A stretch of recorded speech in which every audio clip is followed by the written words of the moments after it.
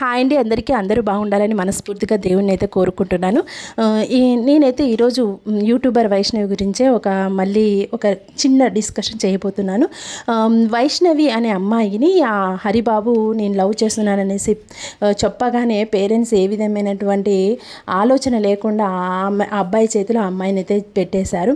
కానీ పెట్టేశారు సరే, పొరపాటు జరిగి చేశారు, పెళ్లి చేసేశారు.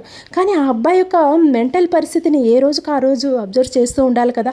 ఈ విధంగా కొట్లాట జరిగింది అని తెలిసినాక ఆ అబ్బాయిని మళ్ళీ తిరిగి ఒకే రూమ్లోకి తోలడం ఏంటండి? కొంచెం అంటే కొంచెం పేరెంట్స్ కూడా చాలా 80% రాంగ్ ఉందండి. ఆడ కొట్లాట జరుగుతుందంటే వాళ్ళిద్దరిని దాదాపుగా అవాయిడ్ చేయాలి, దూరం చేయాలి. లేదంటే పెద్దల సమక్షంలో కూర్చోపెట్టి, ఆ పాప ఆల్రెడీ వీడియోస్ పెట్టింది కరెక్టే, కానీ మరీ ఓవర్గా వీడియోస్ పెట్టకూడదండి.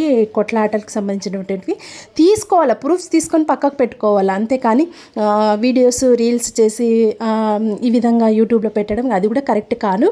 ఆ పాప కూడా మిస్టేక్ చేసింది. కానీ ఎవరైనా కూడా వచ్చిన అటు 7 తరాలు ఇటు 7 తరాలు చూసి చేసే కాలం పురాతన కాలం.